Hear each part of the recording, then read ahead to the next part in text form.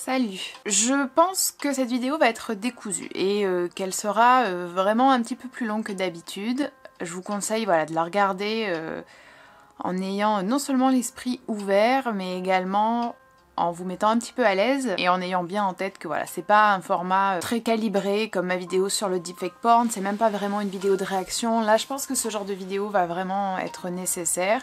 Bon, vous l'aurez vu, on va reparler du transactivisme et on va reparler du genre. Je pense que vous l'aurez vu, c'est pas un sujet que j'aborde souvent. Les personnes qui supportent pas qu'on aborde ces questions-là et qu'on critique vont souvent dire que c'est une obsession, qu'on est en boucle là-dessus, mais en réalité, depuis 2019 où j'en ai parlé, je n'ai même pas j'ai même pas publié 10 vidéos sur le sujet. Donc c'est vraiment vous dire à quel point c'est loin d'être une obsession, c'est loin d'être une fixette. Mes vidéos sont même pas monétisées, c'est même pas une question de faire des vues ou de rapporter quoi que ce soit. Je préfère vraiment, voilà, on va vraiment mettre tout au clair dans cette vidéo, en tout cas je l'espère. À chaque fois que je publie une vidéo sur ce sujet-là, en fait, je me pose la question de savoir si c'est la bonne chose à faire ou pas, si c'est pertinent ou pas, ce que ça va entraîner. Et là, à l'heure où je filme, et je pense que cette vidéo sera publiée vraiment dans la foulée parce que je vais même pas faire de montage. J'ai publié ma vidéo sur les violences transactivistes, enfin sur un aperçu très bref, très minime en réalité des violences transactivistes parce qu'il y a énormément, mais énormément de choses à dire à ce sujet. Il y a 2 jours. Bah, ça fait 2 jours que je dors pas. En fait, ça fait 2 jours que j'ai vraiment beaucoup de mal à m'endormir, que je sens que tout mon corps est vraiment en état de tension, j'ai mal aux mâchoires, je suis pas bien au niveau du dos, etc.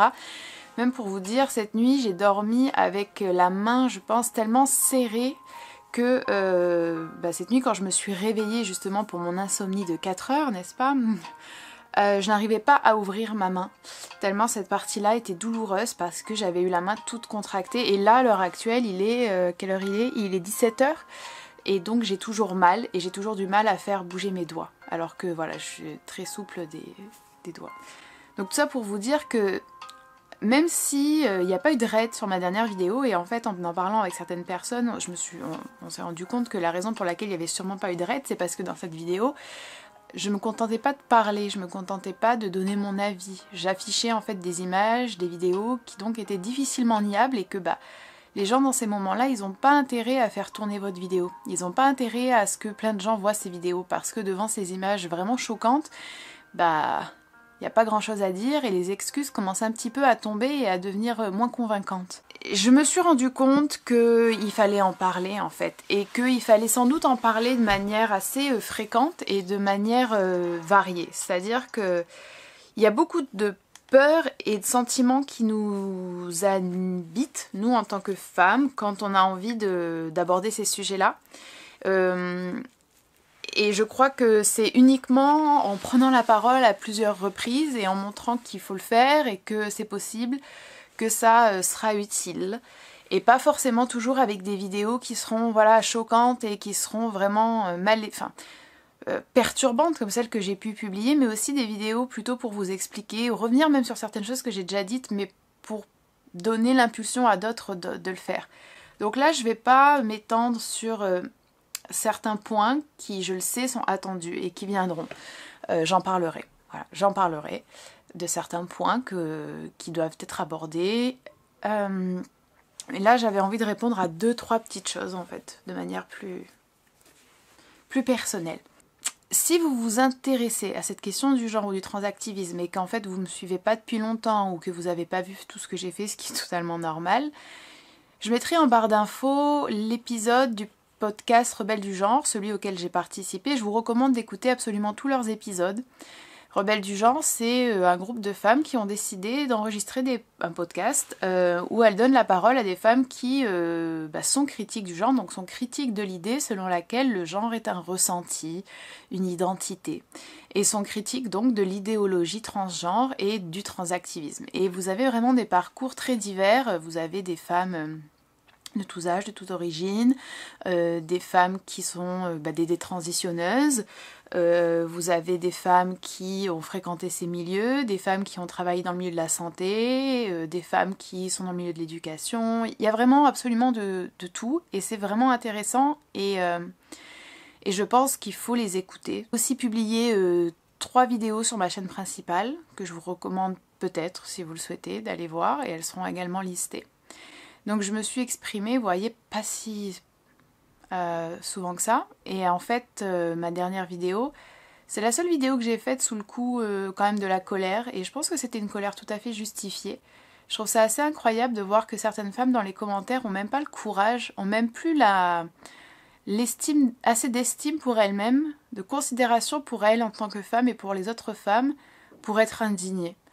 En fait, que Posy Parker ait dit telle ou telle chose, qu'elle soit pas totalement du même avis que vous sur tel ou tel point, on s'en fout, c'est pas le sujet. Effectivement, j'ai réagi à Posy Parker, mais j'ai parlé de plusieurs éléments dans cette vidéo, et aucune raison n'est acceptable pour justifier la violence que j'ai mise en avant dans cette vidéo.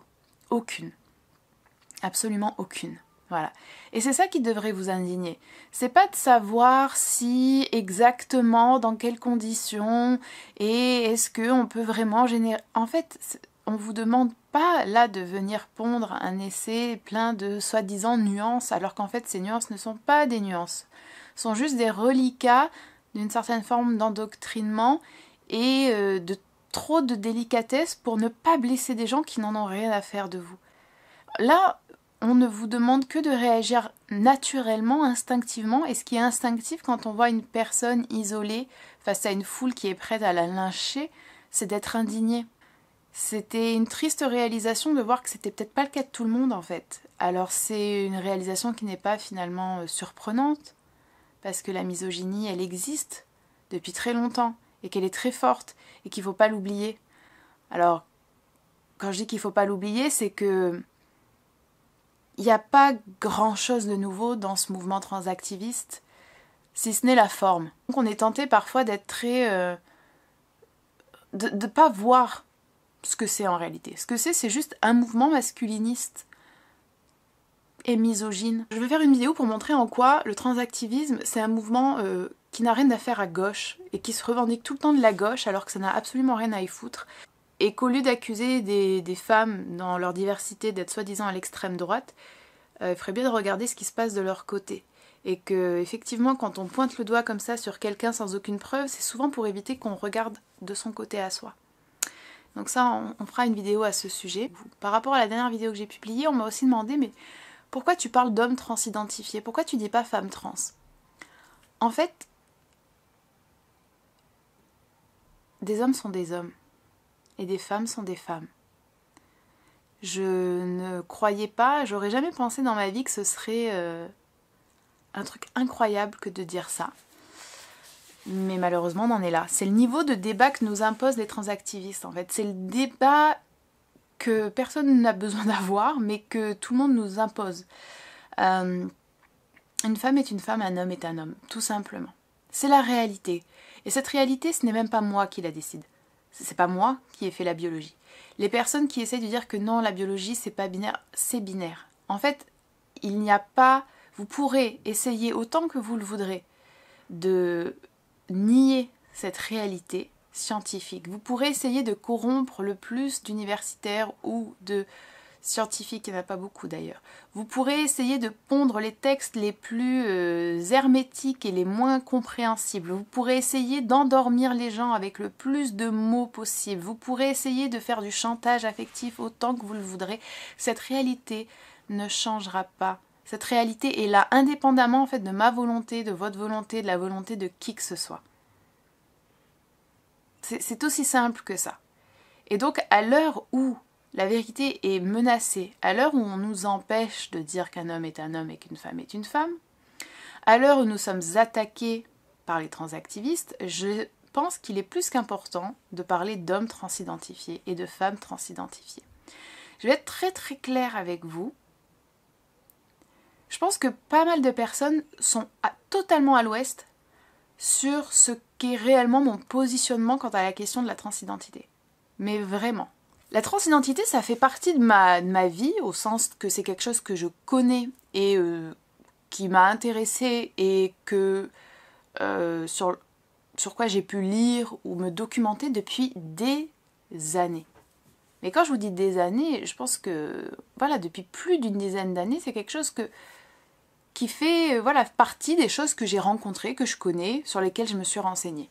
J'ai suivi pendant longtemps sur YouTube des personnes qui étaient déjà en transition ou qui avaient déjà transitionné ou des personnes qui ont par la suite été amenées à transitionner, sachant que c'était uniquement des hommes transidentifiés.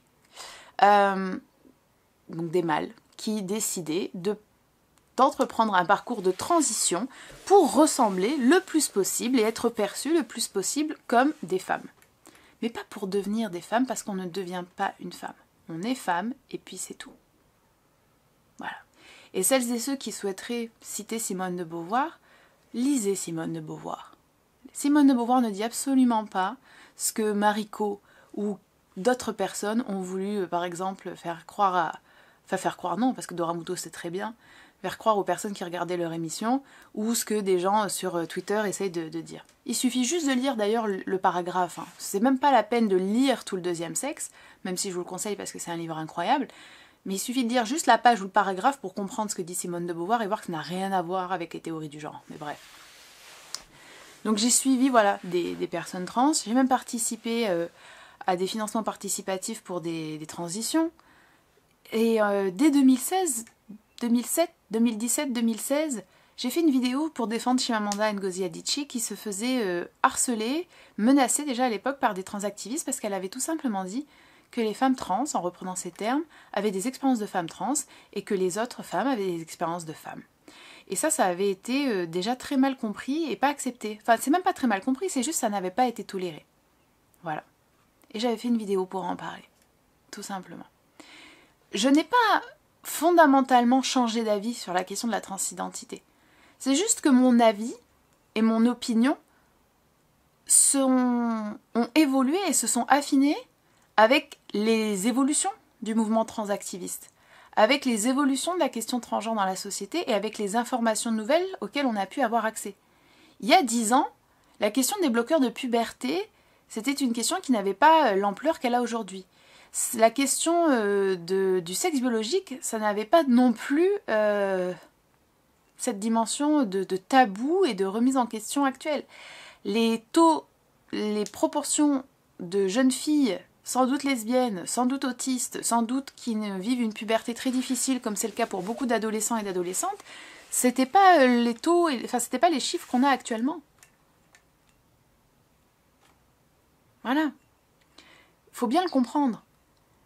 Et il est logique que votre opinion évolue en fonction des informations auxquelles vous avez accès et de ce qui se passe dans la société. Et à l'heure actuelle, qui peut décemment et sincèrement dire que le transactivisme n'est pas un danger pour les enfants? Qu'il n'y a pas une explosion du nombre de cas de soi-disant transidentité chez les jeunes? Notamment, surtout, c'est pas notamment, c'est surtout chez les jeunes filles. Quasiment exclusivement chez les jeunes filles. À l'heure actuelle, qui peut nier qu'il y a une avalanche d'hommes transidentifiés dans les applications ou sur les bars de rencontres lesbiennes? À l'heure actuelle, qui peut nier qu'il est impensable de dire qu'un homme est un mâle et qu'une femme est une femelle? Dans certains milieux, dans les médias, sans être lynché. À l'heure actuelle, qui peut nier le fait qu'on essaie de vous faire croire qu'un homme, que vous voyez homme en face de vous, est une femme et que vous devez dire que c'est une femme même si tout le monde voit que c'est un homme?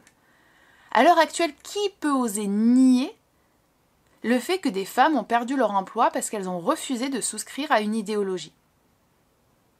Personne! On ne peut pas le nier, sauf si on ment. Moi, j'ai aucun intérêt à mentir, et c'est même tout le contraire. J'aimerais vraiment faire comprendre à certaines personnes que les cookies, là, les gâteaux de bon allié que vous donnent certaines personnes transactivistes ne vous serviront à rien en fait. Hein. Vous en faites quoi? Une collection personnelle que vous regardez tous les soirs avant de vous endormir? Moi je pense qu'il y a quelque chose que beaucoup de femmes doivent oser se dire. C'est que trop de femmes cherchent encore l'approbation du masculin. Et encore plus l'approbation du masculin qui serait atypique. C'est-à-dire que les femmes, elles ont tendance à s'écraser, notamment devant les gays, parce que... pourquoi exactement? J'en sais rien. Est-ce que c'est la sensation d'être peut-être trop banal quand on est une femme hétéro et qu'en fait, voilà, il faut un petit peu de piment dans la vie, une sorte de fétichisation subtile et presque inconsciente d'un homme qui aurait une orientation sexuelle qui serait pas hétérosexuelle? Je sais pas. Mais il y a cette dimension-là, je pense, qui est vraiment importante. C'est une sorte de tabou, personne n'en parle trop, mais regardez la plupart des femmes qui soutiennent le mouvement transactiviste, elles ont quand même pas mal de choses en commun. C'est majoritairement, on va pas se mentir, des femmes des pays occidentaux et des femmes blanches. Des femmes plutôt privilégiées en général.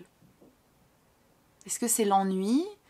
Est-ce que c'est une sorte de fascination étrange pour des êtres mâles qui défient, enfin, qui ne respecteraient pas les normes de masculinité? Est-ce que c'est d'être touché finalement de voir des hommes essayer de rentrer un petit peu dans le monde des femmes? Est-ce qu'il y a une forme de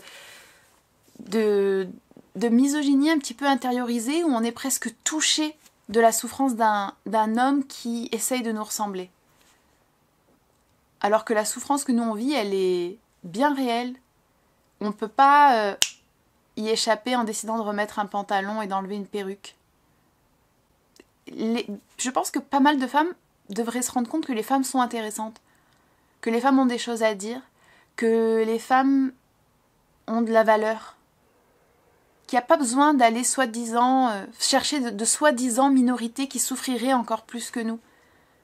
À l'heure actuelle, ce qu'on appelle féminisme, on y trouve de moins en moins la question des femmes.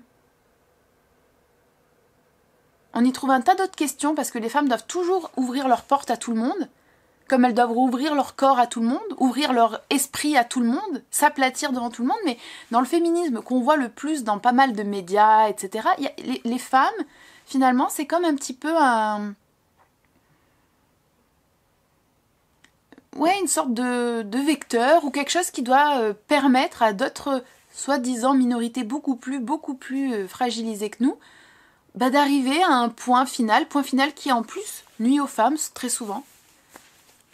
Mais vraiment prenez confiance en vous, je sais pas.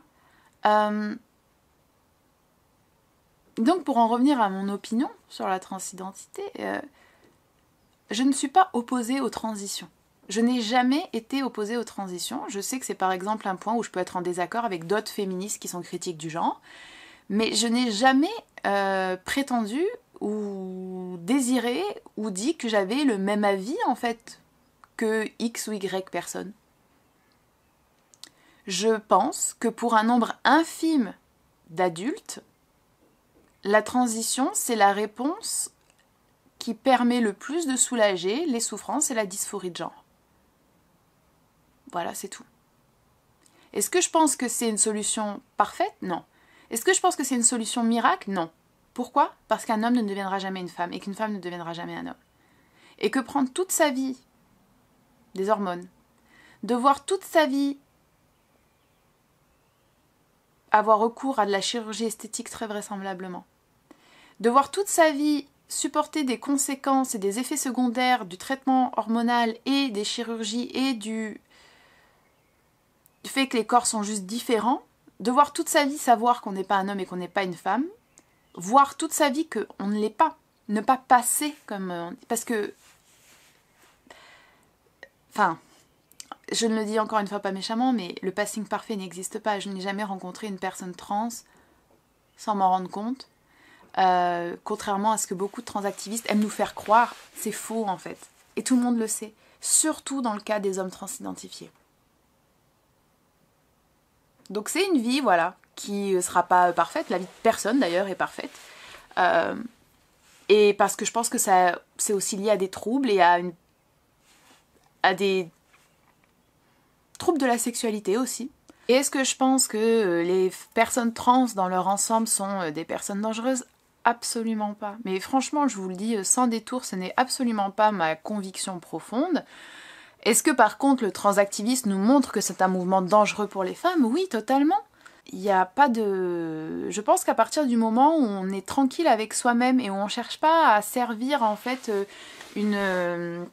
son propre ego, où on n'est pas en train bêtement de répéter des phrases qu'on ne comprend même plus, qu'on serait bien en peine d'ailleurs d'expliquer, on est totalement capable de présenter les différentes réalités qui sont relatives à ce mouvement. Est-ce que je pense que les enfants ne devraient pas prendre de bloqueurs de puberté? Oui, totalement. Totalement. Est-ce que je pense qu'il y a une instrumentalisation des enfants? Oui, absolument. Est-ce que pour moi ça signifie que toutes les personnes trans ont un problème avec les enfants? Non. Enfin, je veux dire, peu importe ce que vous pensez, les faits sont là. Et les faits seront totalement révélés dans plusieurs années. Et il faut bien comprendre que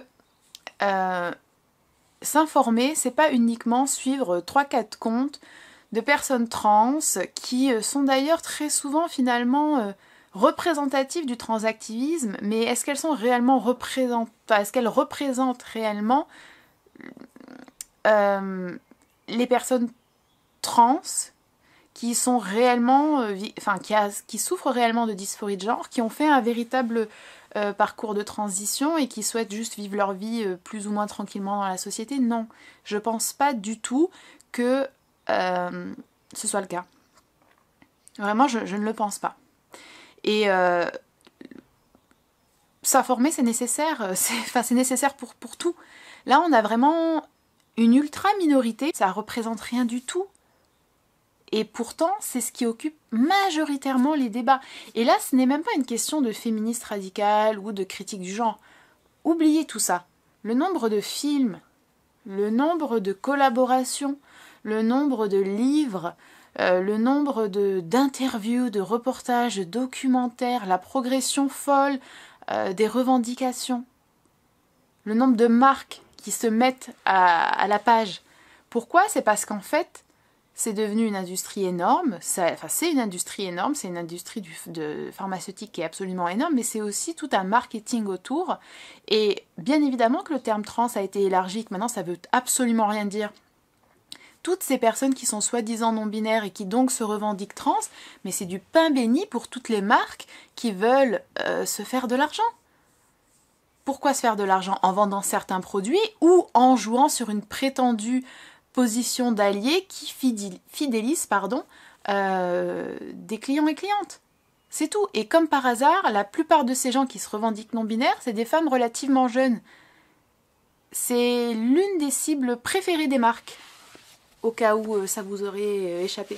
Donc, il y a énormément de choses à prendre en compte que beaucoup de gens qui viennent critiquer, qui viennent dire non, mais quand même, ne prennent absolument pas en compte. Moi, c'est une question très très simple. Est-ce que vous avez regardé des documentaires sur la question de la transidentité?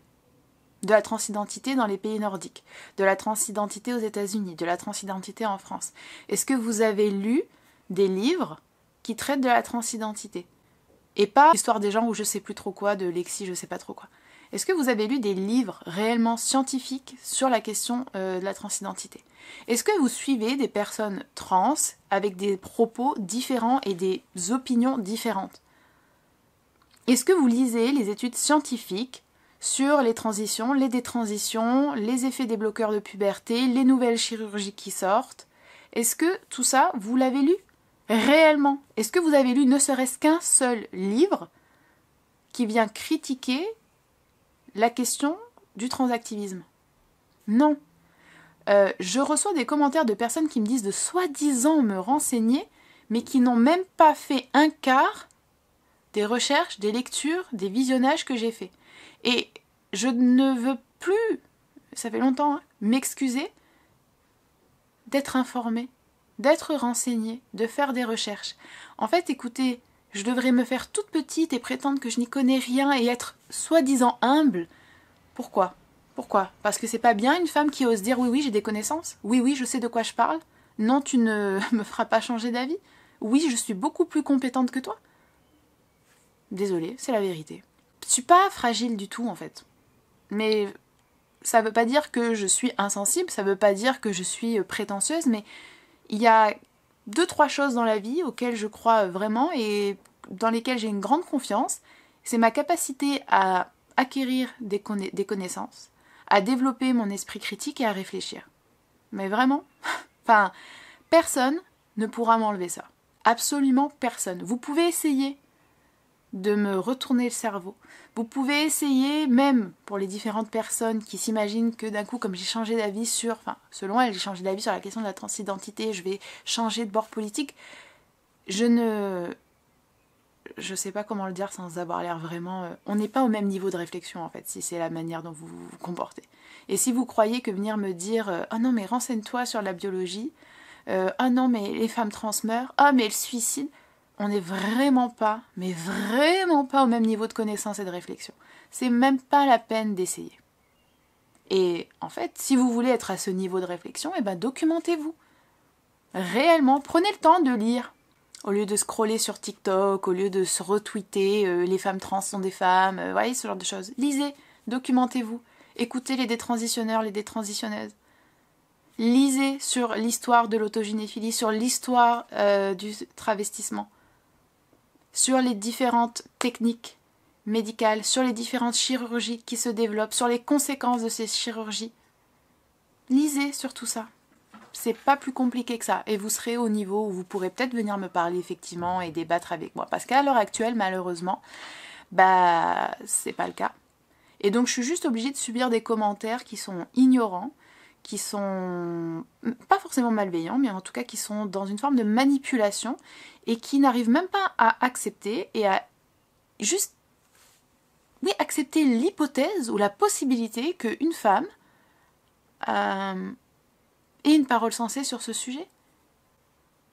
Mais réveillez-vous, on est de nombreuses femmes à avoir une parole très sensée sur ce sujet et notre position d'ailleurs, c'est la position en réalité, j'en suis fortement convaincue, majoritaire dans la population. Les personnes qui vont bénéficier de tout ça, c'est les personnes qui se font de l'argent dessus.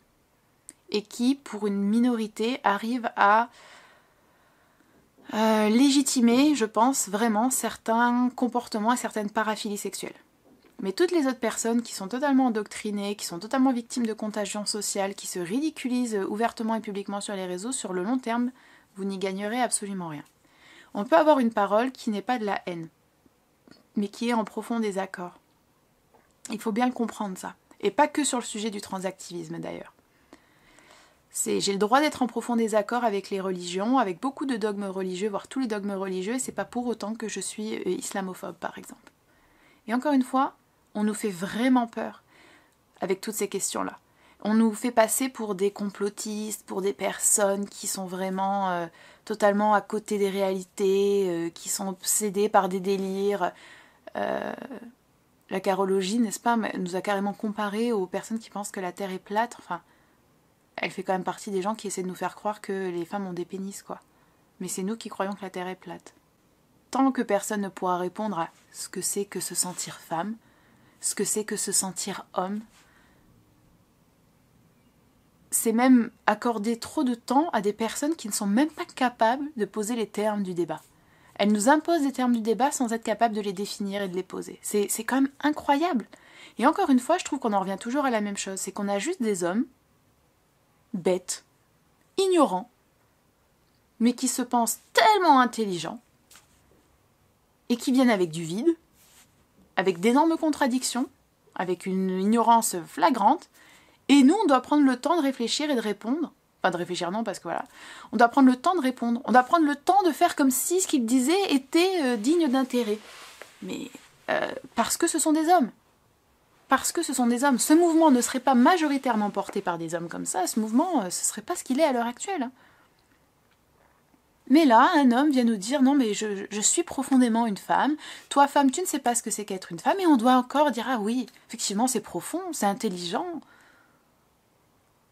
Comme quand un homme vient nous dire que son opinion, sa conviction personnelle, finalement, a la même valeur que la réalité biologique, la réalité historique, que les études d'historiennes, de théoriciennes, de sociologues, d'anthropologues, de linguistes, de tout un tas de disciplines. C'est exactement la même chose qui se joue. C'est que la misogynie est tellement forte et l'androcentrisme et l'ego masculin est tellement fort qu'il est même en train d'essayer de dire qu'il n'est qu'une conviction personnelle, qu'un ressenti fortement alimenté par des traumas, par des paraphilies, par des troubles psychologiques. Et encore une fois, c'est dit sans la moindre haine, sans le moindre mépris, que cette conviction-là, elle vaut la réalité biologique, elle vaut même plus.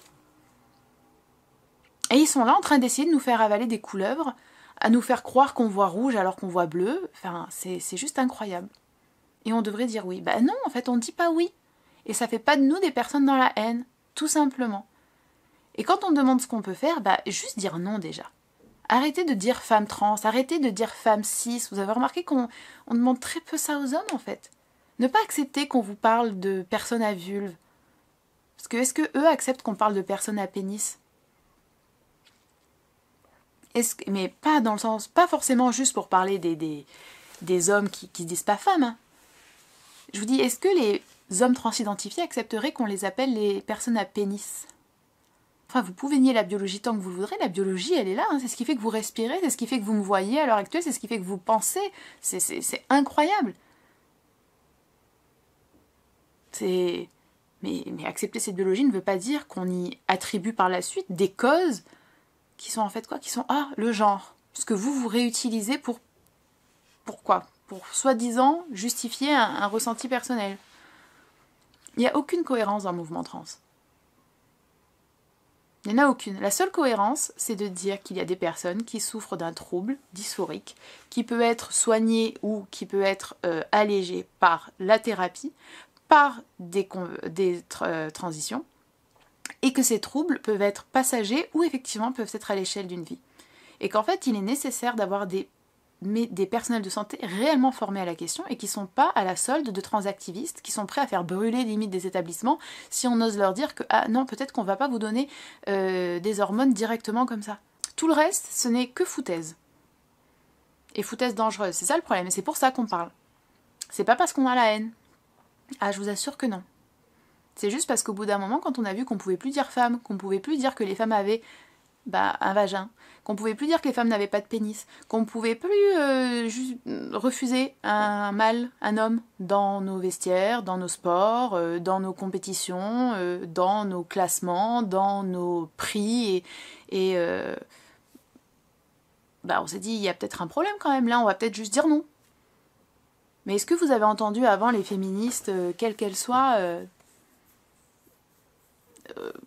stigmatiser les personnes trans? Il y en a qui vont vous dire, et la mauvaise foi va très très loin. Donc lisez les livres par vous-même, regardez les documentaires par vous-même, ayez le courage de vos propres opinions, ayez confiance en votre intelligence. Vraiment, c'est un conseil que je donne, ayez confiance en votre intelligence. Les femmes se suffisent, les femmes c'est suffisant, il n'y a pas besoin d'essayer d'aller dérouler un tapis rouge à des hommes qui disent qu'ils se sentent femmes, ça vous apportera rien. Vous en aurez honte dans quelques années, très franchement. Voilà. Je vous l'ai dit, je vais revenir sur ce sujet de temps en temps, parce que je pense qu'en fait, il faut juste en parler, libérer la parole, répéter certaines choses, créer un climat de dialogue où on peut commencer à s'interroger pour toutes les personnes qui n'osent pas trop ou qui s'interrogent, etc. Et puis aussi pour que peut-être que certaines personnes trans puissent aussi commencer à parler et à dire qu'elles ne sont pas forcément d'accord avec ce transactivisme. Voilà. Je pense que vous l'aurez compris. Certaines vidéos reviendront sur le sujet, certaines vidéos qui seront différentes. Et je vais continuer à avoir des vidéos d'émotion et je vais continuer à montrer la violence et je vais continuer à montrer ce que c'est réellement que le transactivisme. Et ça ne veut pas dire que je n'ai pas d'opinion nuancée, ça ne veut pas dire que je n'ai pas de connaissances, loin de là. On reproche aux femmes d'exprimer leur colère alors que soi-disant la colère militante est importante, la colère des victimes doit s'entendre. Ayez le courage de voir que vous avez répété des mensonges pendant longtemps sur les crimes des femmes trans, sur le fait qu'elles sont les plus victimisées des victimisées. Posez-vous les bonnes questions. Qui tue les hommes transidentifiés et les femmes trans? D'autres hommes. Pas de féministes radicales. Pas de féministes critiques du genre. Dans quel contexte souvent elles se font tuer? Dans le contexte de la prostitution. Qui défend la prostitution? Pas les féministes radicales, pas les féministes critiques du genre. Très souvent, vous savez qui c'est?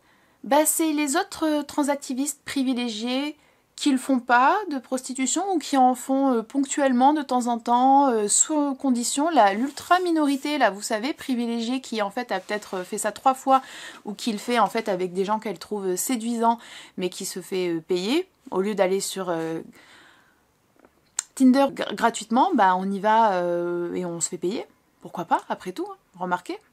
Bah, ces gens-là, ça les dérange pas de foutre totalement dans la merde d'autres personnes trans précaires qui, elles, sont peut-être étrangères, etc. et qui sont obligées d'être dans la prostitution.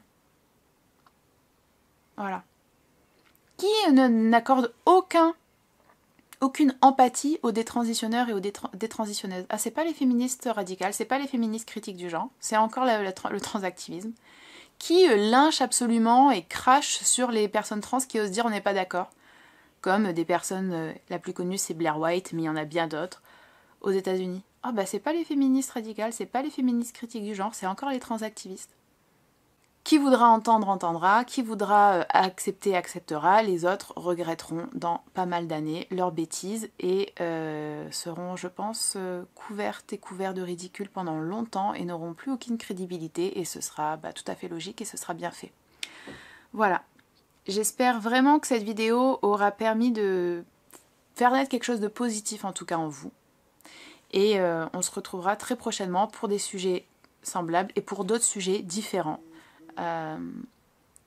Parce que c'est pas du tout en fait ce dont j'ai envie de parler le plus. Vraiment pas. Voilà. Donc il faudra trouver un équilibre. Et malheureusement, on peut plus passer à côté de ce sujet qui en fait est une énorme épine dans notre pied et pour le chemin qu'on a en tant que féministe. Voilà. Prenez soin de vous et je vous dis à très bientôt.